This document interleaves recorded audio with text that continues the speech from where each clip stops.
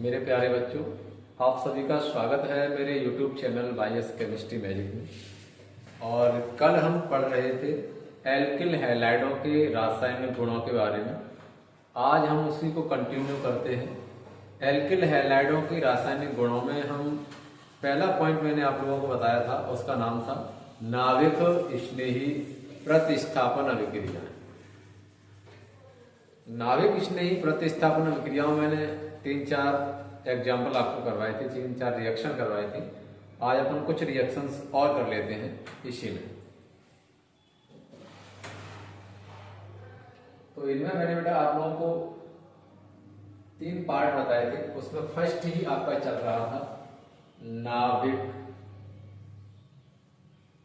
स्नेही प्रतिस्थापन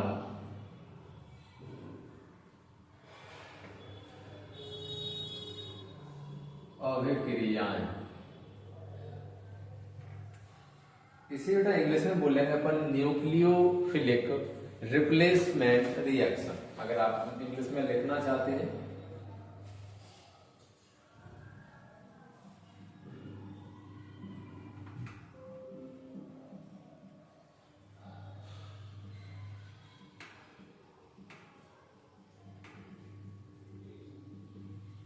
तो ये इंग्लिश में आप हेडिंग बना सकते हैं न्यूक्लियोफिलिक रिप्लेसमेंट रिएक्शंस। इसमें मैंने शायद कल 4 रिएक्शन कर ली थी, आप उसमें कंटिन्यू कर लें। देखते हैं बेटा, तो शायद मैंने कल डी तक करा दिया था। अगर डी तक करा दिया तो आप ये बना लेना, अगर ई तक करा दिया तो आप तो एफ बना लेना। तो देखो बेटा, हम क्या ले रहे हैं, एल्किल हैलाइड।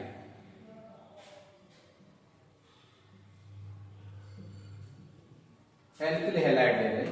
एल्किल हैलाइड में हमको ये एक एग्जांपल है। एल्किल हैलाइड का एग्जांपल हमने ले लिया है C2H5 बॉन्ड Cl। ये जो फॉर्मूला है, ये फॉर्मूला इतना, ये हमारे पास में एल्किलिक ग्रुप का फॉर्मूला है और ये हैलोजन परमाणु है, इसलिए हम इसको हैलाइड बोलते हैं। हालांकि इसका जो प्रॉपर नाम होगा वो क्या होगा, ये तो मैंने आपको जनरल फॉर्मूले के अकॉर्डिंग इसका नाम बताया है। इसका नाम होगा बेटे एथिल क्लोराइड। इसका नाम होगा एथिल, Cl का नाम हो जाएगा क्लोराइड। अब एथिल क्लोराइड की हम रिएक्शन कराने जा रहे हैं AgNO2 से। इस Ag का नाम हो जाएगा सिल्वर और NO2 का नाम हो जाएगा नाइट्रो। आप इसे हिंदी में ही नाम लिख सकते हैं, वैसे ही इंग्लिश में भी लिख सकते हैं। तो यहां से बेटा रिएक्शन हमारी क्या बन गई, रिएक्शन बन गई एथिल क्लोराइड की क्रिया सिल्वर नाइट्रो से करा दें। तो हेडिंग बना सकते हैं आप, यानी एथिल क्लोराइड की क्रिया AgNO2 से। अपन इनसे रिएक्शन करा रहे हैं। आप लोगों को बेटा ये ध्यान रखना है, इनके चार्ज आप लोगों को पता होना चाहिए। सिल्वर के पास में होता है बेटा प्लस का 1 चार्ज और क्लोरीन के पास में होता है माइनस का 1 चार्ज। जैसे ही आप इन दोनों को बेटा रिएक्ट कराओगे तो सिल्वर है वो क्लोरीन के साथ में रिएक्ट कर जाएगा, क्योंकि इस पर अपोजिट चार्ज है, इसलिए यहां से सेपरेट हो जाएगा AgCl। Ag का नाम हो जाएगा सिल्वर और Cl का नाम बन जाएगा बेटा क्लोराइड, सिल्वर क्लोराइड। अब इधर से आप देख पा रहे हैं, यहां से यहां तक जो बचा हुआ है इसको आप लिख दीजिए यहां पर C2H5 बॉन्ड। क्योंकि बेटा ये क्लोरीन हट गया तो इसमें से बॉन्ड ब्लैंक हो गया, बॉन्ड खाली हो गया। अब आप ये देख रहे हैं कि जो NO2 है इनके मिडिल में भी बॉन्ड रहता है, तो ये बॉन्ड है ना, इस वाले बॉन्ड से ये जो NO2 है वो आकर के इस क्लोरीन वाली जगह पर शिफ्ट हो जाएगा, इधर जुड़ जाएगा, इसके साथ में कनेक्ट हो गया, तो ये बन जाएगा NO2। अब इतने का नाम है एथिल और NO2 का नाम है बेटा नाइट्रो। तो आपकी समझ में आया होगा। मैं अगला एग्जाम्पल ले रहा हूं, अगली रिएक्शन कराने जा रहा हूं। इसको मैं रफ कर रहा हूं, एक एग्जाम्पल इधर और ले लेता हूं। तो अगली हेडिंग हम बनाने जा रहे हैं एथिल क्लोराइड की। जरूरी नहीं है कि आप हर बार एथिल क्लोराइड ही लें, आप एल्किल ग्रुप, ये हमारे पास में ये एल्किल है और ये हैलोजन परमाणु है, तो हम इसको हैलाइड पढ़ रहे हैं, लेफ्ट से राइट में बेटा इसका नाम हैलाइड पढ़ रहे हैं। तो एल्किल हैलाइड का कोई सा भी एग्जाम्पल ले लीजिए। चलिए अब मैं इसका एग्जाम्पल चेंज कर देता हूं। तो हमने यहां पर ले लिया CH3 बॉन्ड Vr।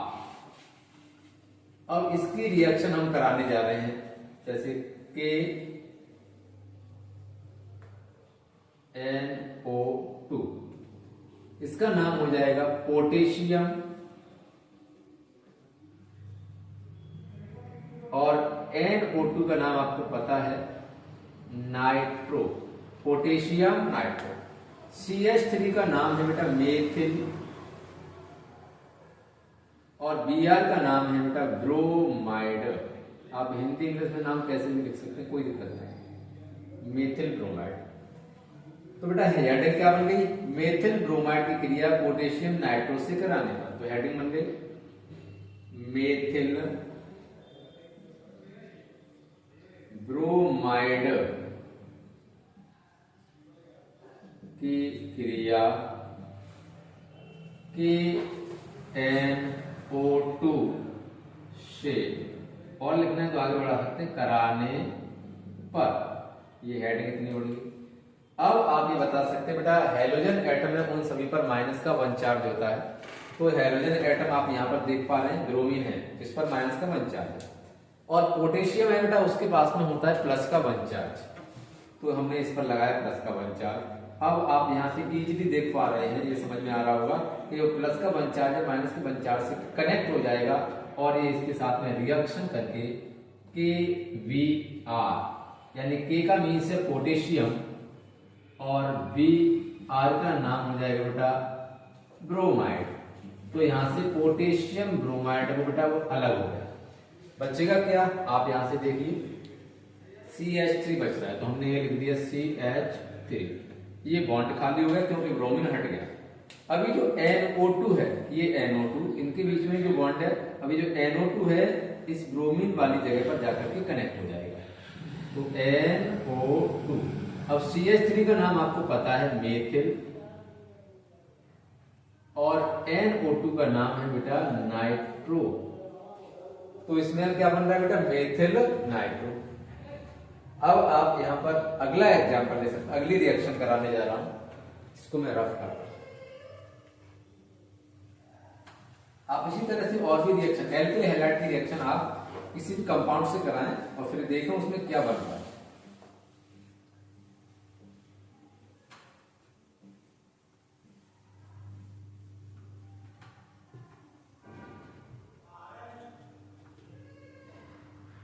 अब अगली हेडिंग देखो, हम ले रहे हैं एथिल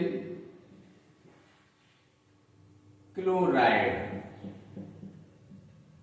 एथिल क्लोराइड की क्रिया अब हम करा रहे हैं बेटा C2H5O Na। इसका नाम होता है सोडियम इथॉक्साइड। एथिल क्लोराइड का फॉर्मूला आपको पता होगा C2H5 बॉन्ड Cl।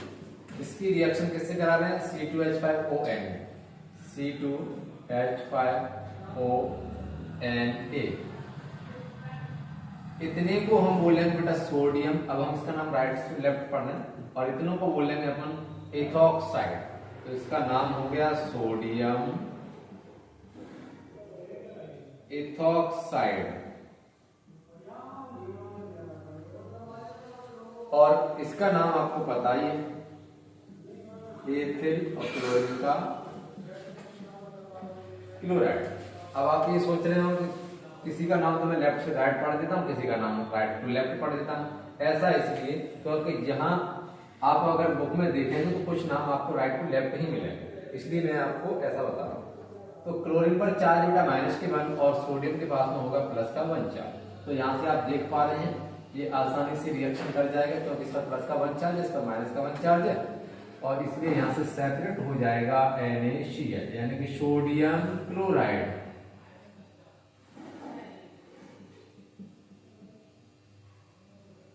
अब आप ये देखिए बेटा यहाँ पर क्या बचा हुआ है, तो C2H5O बॉन्ड। अब ये जो C2H5 है इसमें भी तो बॉन्ड मिलेंगे, ये इधर कनेक्ट हो गया C2H5।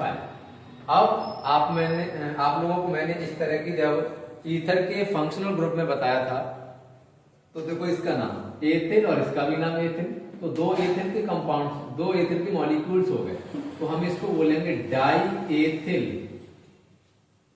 डाई एथिल, देखो एथिल एथिल तो 2 बार हो गया एथिल, तो हमने लिख दिया डाई एथिल, और फंक्शनल ग्रुप का नाम सबसे बाद में, तो इसका नाम बन गया डाई एथिल ईथर। बेटा मैंने आज इसमें 3 एग्जाम्पल आप लोगों को कराए हैं, 3 रिएक्शंस कराए हैं, आप इसी में और रिएक्शन भी कर सकते हैं। अब हम इसमें ज्यादा रिएक्शन नहीं करेंगे, इतनी रिएक्शन ठीक है, और उसके बाद में अपन अगले स्टेप में पढ़ेंगे अगली definition. Thank you for watching.